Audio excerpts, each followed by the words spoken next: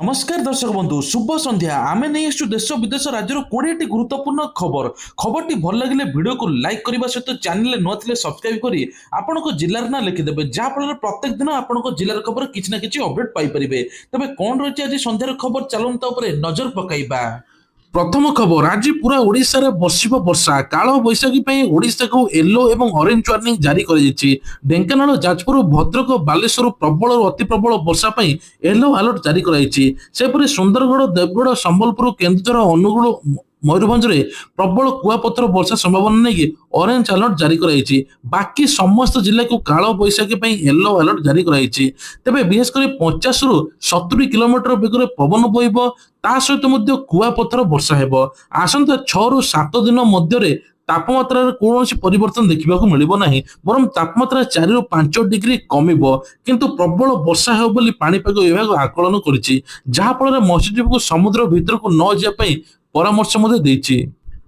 परवर्ती खबर दहीबरा खाई झाड़ा बांति आक्रांत घटनार कार्यानुष्ठान 7 दिन कि समस्त फास्टफुड दुकान बंद सेपटे दहीबरा खाई शताधिक लोक आक्रांत होते जनकर मृत्यु होता सर्वेश्वर पत्नी को अटक रखी पचरा उचरा कर दशर थाना पुलिस पर खाद्य सुरक्षा भंग कर अभियोग सर्वेश्वर को कोर्ट चालाण कर सहित आगामी 7 दिन सबू दुकान बंद करने निर्देश दिखाई सेपरी बुला व्यवसायी को बारण कर पटे सुस्थ होई घर को फेरी 37 जन आक्रांत दशरथपुर ब्लॉक 7 गाँव 90 रु अधिक दहीबरा खाई झाड़ा बांति ज्वर आक्रांत होते आक्रांत को एवं समस्त चिकित्सा चली तेरे 72 वर्षीय सुंदरी जेना मृत्यु होती।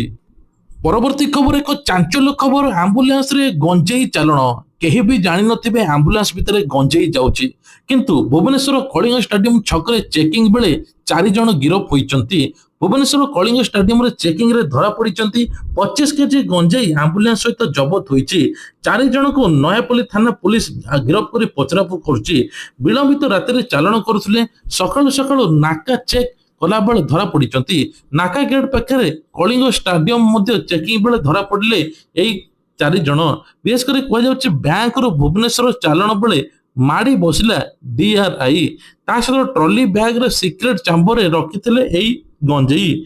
परवर्ती खबर ओडिशा पई नुआ रायगड़ा डिविजन जून 1 रे बदलिबो रेल मानचित्र ओडिशा को मिलिला रायगड़ा रेल डिविजन केंद्र रेल मंत्रालय पक्षर दक्षिण उपकूल जोन गठन होई आनुষ্ঠাनिक घोषणा करा जायछि आंध्र प्रदेश विशाखापट्टनम रे नुआ जोन मुख्यालय हेबो आसंता जून 1 रे नूतन व्यवस्था कार्यकारी हेपै जाउछि रेलबाईर पूर्ण गठन प्रक्रिया रे ओडिशा को नुआ रेल डिविजन मिलिछि पूर्वतट रेल अधीन रे रायगड़ा ठारे नुआ डिविजन मुख्यालय प्रतिष्ठा कराइछि ता सहित मध्य प्राय 696 रूट किलोमीटर परिव्याप्त डिविजन रे कोरापुट सिंगापुर रोड एवं बारालखा मंडी भली गुरुत्वपूर्ण रूट मध्य सामिल होइछि जहाँफल एबे मे 4 रे भारत सरकार द्वारा गेजेट विज्ञप्ति प्रकाश पाइछि यह भारतीय रेलबाईर एक गुरुत्वपूर्ण माइल खुंट हेबो बोली साब्यस्त होइछि। परवर्ती खबर आज 3 दिनिया गुजरात गस्तर जीवे मुख्यमंत्री मोहन चरण माझी 7 तारिख पर्यंत गुजरात रे 4 शहर 3 दिनिया गस्त करी उद्योगपति निवेशक मानकु ओडिशा रे पुंजी निवेश करा पे आमंत्रण करिवे आज अहमदाबाद रे बड़ निवेशक रोड शो अनुष्ठित हेबो एतसहित अग्रणी उद्योगपति सहित राउंड टेबल बैठक 1-to-1 मीटिंग आयोजित हेबो कार्यक्रम गुड़िकर ओडिशा निवेश को त्वरान्वित करिया पे बुझामणा पत्र स्वाक्षर हेबो निवेश पई कि एवं इंटेट लेटर करा जिवो ता सहित मध्य एथिरे गस्तरे बयन एवं पोशाक रासायनिक पेट्रोकेमिकल्स मेटाल्स सहित ड्राउन स्लिप औषध मेडिकल उपकरण भली उच्च संभाव्य क्षेत्र गुड़ी को विशेष गुरुत्व दिया जहाँफल बेकारी समस्या ओडिशा रे हटिबो अधिक रु अधिक चाकरी मिलिबो। परवर्ती खबर सोरडारू पुरी गला रथ काठ रथ निर्माण पे 56 खंड डौरा और आसन काठ रथ निर्माण पे गंजम सोरडा वनांचल पंडाखोल जंगल रु चतुर्थ थर पे पुरी अभिमुखे जाइछि 2 ट्रक 56 खंड ढौरा आसन काठ काठ जीवा समय पाटपल्ली छक निकट वन विभाग तरफ भव्य संबर्धना दि जाइथिला जय जगन्नाथ ध्वनि रे कंपिथिला परिवेश महिला भक्त माने नूतन लुगा काठ उपरे पकाई बंदापना करथिले भंजनगर एसटीएफ सोरडा वन विभाग रेंजर सबुज पताका देखाई ट्रक को पुरी अभिमुखे मध्ये छाड़िथिले। परवर्ती खबर घरोई सहायिका विधायक साजिले कलिता माझी मात्र पाउथरे 2500 टंका तेबे आपण माने शुणिले आश्चर्य होइजिबे जे गृह सहायिका ସିଧା ବିଧାୟକ ସାଜିଲେ ଆଉ ବାଜି ମାରିଦେଲା ବିଜେପି। ପଶ୍ଚିମବଙ୍ଗ ନିର୍ବାଚନରେ ଅନେକ ଇମୋସନର ବିଜୟ ଦେଖିବାକୁ ମିଳିଛି। ଆର୍ଜିକଲ ମେଡିକାଲ କଲେଜର ପୀଡ଼ିତା ଦୁଷ୍କର୍ମ ପୀଡ଼ିତାଙ୍କର ମା ମଧ୍ୟ ଏବେ ପାଇଛନ୍ତି। ତେବେ ବିଜେପିର କଳିକା ମାଝୀ ମଧ୍ୟ ଅସହାୟ ବିଜୟ ହୋଇଛି, ଯାହାଫଳରେ ସେ 2500 ଟଙ୍କା ମାସକୁ ପାଉଥିଲେ, ଗୃହ ସହାୟିକା ଭାବେ କାମ କରୁଥିଲେ। ଏବେ ବର୍ତ୍ତମାନ ସେ ଏତେ ଖଣ୍ଡ ଭୋଟରେ ଜିତିଛନ୍ତି ତାହା କଳ୍ପନା ବାହାରେ। ନିର୍ବାଚନ ପୂର୍ବରୁ ଦୁଇଟି ଘରେ କାମ ଛାଡ଼ି ପ୍ରଚାରରେ ଲାଗି ପଡ଼ିଲେ। ତାଙ୍କ ସରଳ ଜୀବନ, ଗରିବ ଲୋକଙ୍କ ସମସ୍ୟା ବୁଝିବା କ୍ଷମତାକୁ ଭୋଟରମାନେ ବ୍ୟାପକ ସମର୍ଥନ କରିଥିଲେ, ଯାହାଫଳରେ ସେ ଆଜି ସହାୟିକାରୁ ବିଧାୟକ ମଧ୍ୟ ସାଜିଲେ। ପରବର୍ତ୍ତୀ ଖବର, ଆସନ୍ତା 9ରେ ପଶ୍ଚିମବଙ୍ଗ ମୁଖ୍ୟମନ୍ତ୍ରୀ ଶପଥ ଗ୍ରହଣ ସମାରୋହ।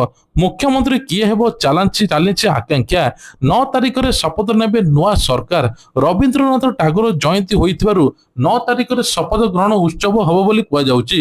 200ରୁ ଅଧିକ ସିଟ୍ ହାତେଇଛି ଏହି ଦଳ। ଏହାରି ଭିତରେ ମୁଖ୍ୟମନ୍ତ୍ରୀ କିଏ ହେବ ତାକୁ ନେଇ ଚର୍ଚ୍ଚା ଚାଲିଛି। ଏସବୁ ଭିତରେ ଆସନ୍ତା ମେ 9 ତାରିଖରେ ବିଜେପିର ମୁଖ୍ୟମନ୍ତ୍ରୀ ଶପଥ ଗ୍ରହଣ ହେବ। ଏହି ଦୌଡ଼ରେ ବିଜେପିର 3 ଜଣ ହେଭିୱେଟ୍ ନେତାଙ୍କ ନାଁ ଅଧିକ ଚର୍ଚ୍ଚାରେ ଧରିଛି।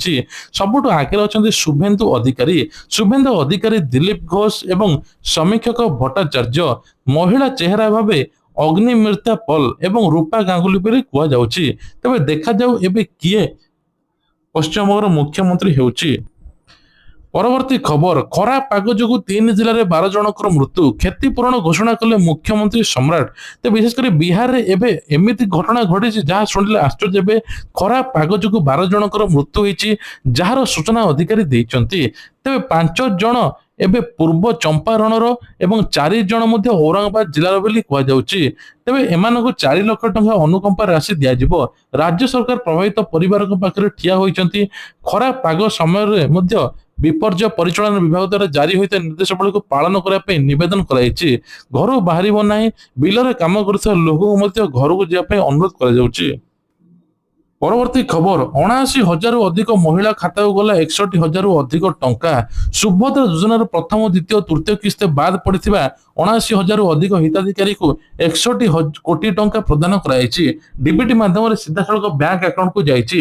ମହିଳା ଶିଶୁ ବିକାଶ ବିଭାଗର ସମ୍ମିଳନୀ କକ୍ଷରୁ ଆଭାସୀ ମାଧ୍ୟମରେ ଉପମୁଖ୍ୟମନ୍ତ୍ରୀ ପ୍ରଭାତୀ ପରିଡ଼ା ଏହି କାର୍ଯ୍ୟକ୍ରମକୁ ଆରମ୍ଭ କରିଥିଲେ। ନିଷ୍କ୍ରିୟ ଏମ୍ପିସିଆର ଲିଙ୍କେଜ ବା ଇକେୱାଇସି ବାୟୋମେଟ୍ରିକ ତ୍ରୁଟି ବାକି ଥିବା ଅଭିଯୋଗ ସମାଧାନ କରି ପ୍ରଥମ, ଦ୍ୱିତୀୟ, ତୃତୀୟ କିସ୍ତି ପାଇନଥିବା ମହିଳାମାନଙ୍କୁ ଏକା ସାଙ୍ଗରେ 5,000 ଟଙ୍କା ପ୍ରଦାନ କରାଯାଇଛି। ତେବେ ତା ସହିତ ଯେଉଁମାନେ ନୂଆ ଆବେଦନ କରିଛନ୍ତି ସେମାନେ ମଧ୍ୟ 10,000 ଟଙ୍କା ପାଇବେ ବୋଲି ଉପମୁଖ୍ୟମନ୍ତ୍ରୀ ପ୍ରଭାତୀ ପରିଡ଼ା ସୂଚନା ଦେଇଛନ୍ତି। ପରବର୍ତ୍ତୀ ଖବର, ଝିଅକୁ ପର କରିଦେଲେ ପରିବାର, ବାପା ହୋଇ କନ୍ୟାଦାନ କଲେ ସରପଞ୍ଚ। ପୁରୀ ଜିଲ୍ଲା ଅସ୍ତରଙ୍ଗ ବ୍ଲକର ନଗର ଏଭଳି ଦୃଶ୍ୟ ଦେଖିବାକୁ ମିଳିଛି। ଗାଁର ଦୀପ୍ତିମୟୀ ବେହେରାଙ୍କର ଗାଁରେ ଜଣେ ଯୁବକ ସହିତ ପ୍ରେମ ହୋଇଥିଲା। ଉଭୟ ବିବାହ କରିବାକୁ ଚାହୁଁଥିଲେ ବି ଝିଅର ବାପା ବିରୋଧ କରିଥିଲେ। ଫଳରେ ଝିଅ ନିଜ ଘର ଛାଡ଼ି ପୁଅ ଘରକୁ ପଳାଇଥିଲା। ପରେ ଝିଅକୁ ଅପହରଣ କରାଯାଇଥିବା ଥାନାରେ ଅଭିଯୋଗ କରିଥିଲେ। ବହୁ ବୁଝାସୁଝା ପରେ ନିଜ ଜିଦରେ ଅଟଳିଥିଲେ ଝିଅର ବାପା।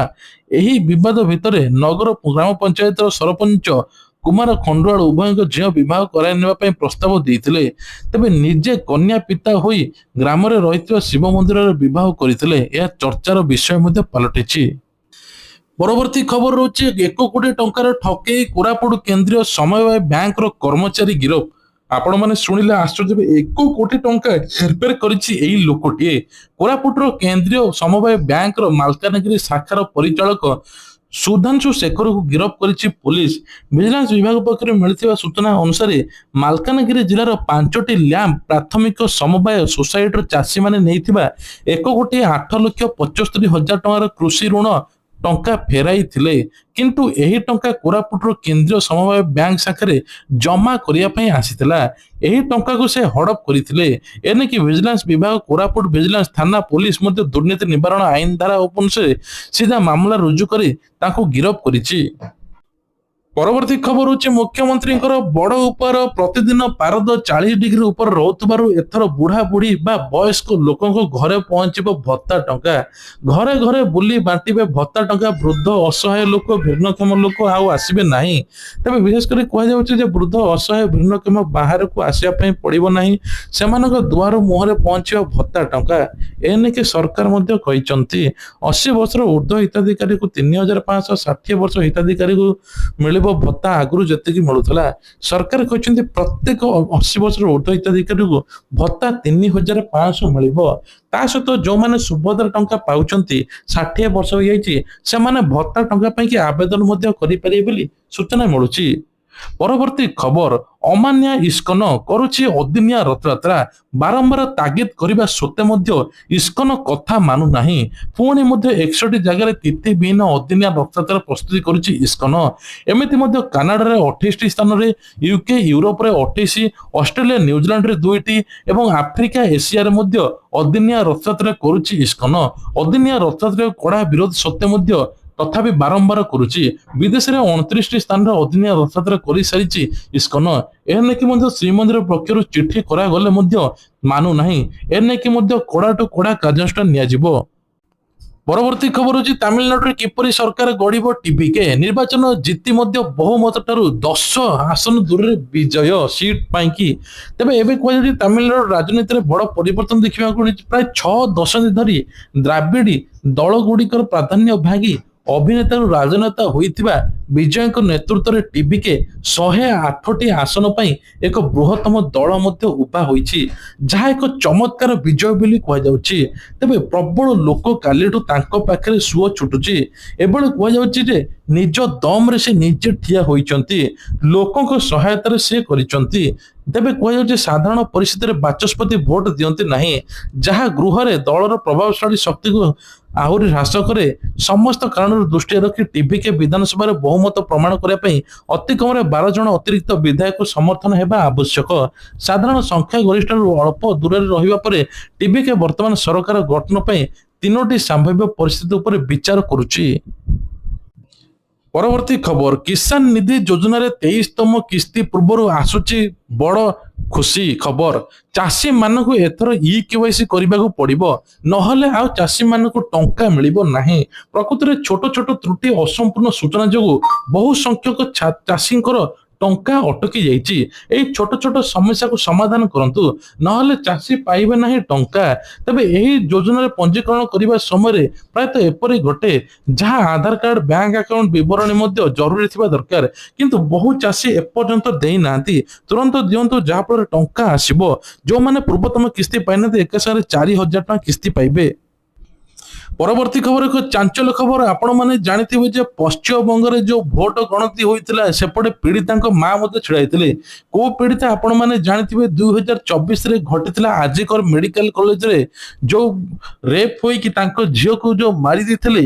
ଆଜି ତାଙ୍କ ମା ମଧ୍ୟ ରତ୍ନା ଦେବନାଥ ବହୁ ଆଗରେ ଅଛନ୍ତି। 8,000ରୁ ଅଧିକ ଭୋଟ ବ୍ୟବଧାନରେ ଆଗକୁ ମାଡ଼ି ଚାଲିଛନ୍ତି, ଯାହାଫଳରେ ସେ ମଧ୍ୟ ଜିତି ଯାଇଛନ୍ତି। ଯୋଉଦିନ ନିଜ ଝିଅ ସହିତ ଏମିତି ଘଟିଥିଲା, ଝିଅ ଶବ ପାଖରେ ବସି କହିଥିଲେ, ମୁଁ ମୋ ଝିଅ ପାଇଁ କି ନ୍ୟାୟ ଦେବି। କେହି ଲଢିଲେ ନାହିଁ। ମମତା ବାନାର୍ଜୀଙ୍କୁ ଶେଷରେ ଗୋଟିଏ କଥା ପଚାରିଲେ, ଆପଣ ମଧ୍ୟ ଜଣେ ମହିଳା ମୁଖ୍ୟମନ୍ତ୍ରୀ ହୋଇକି କିଭଳି ମୋ ଝିଅକୁ ନ୍ୟାୟ ଦେଇପାରିଲେ ନାହିଁ? ଆଉ ସେଇ ଦିନଠୁ ଶପଥ ନେଲେ ଯେ ମୁଁ ଦିନେ ନା ଦିନେ ପଶ୍ଚିମବଙ୍ଗରେ ନେତା ହୋଇ ଦେଖାଇବି। ଆଉ ଆଜି ମଧ୍ୟ ତାଙ୍କ ସ୍ୱପ୍ନ ପୂରଣ ହୋଇଛି। ଖୁବ୍ ଜଲ୍ଦି ମଧ୍ୟ ନିଜ ଝିଅର ନ୍ୟାୟ ଦେବେ ବୋଲି କହିଛନ୍ତି, ଆଉ ଦୋଷୀକୁ ଫାଶୀ ସ୍ଥାପତ୍ୟ କରିବେ। ଏ ନେଇକି ଆପଣଙ୍କର ମଧ୍ୟ ମତାମତ ଦେବେ। ଇଏ ଥିଲା ଆଜିର ଦେଶ ବିଦେଶ ରାଜ୍ୟର କିଛିଟା ଖବର। ଯଦି ଆପଣଙ୍କୁ ଭଲ ଲାଗିଥିବ ନିଶ୍ଚିନ୍ତ ଲାଇକ୍ କରିବେ, ଚ୍ୟାନେଲରେ ନୂଆ ଥିଲେ ସବସ୍କ୍ରାଇବ କରିବା ପାଇଁ ଭୁଲିବେ ନାହିଁ।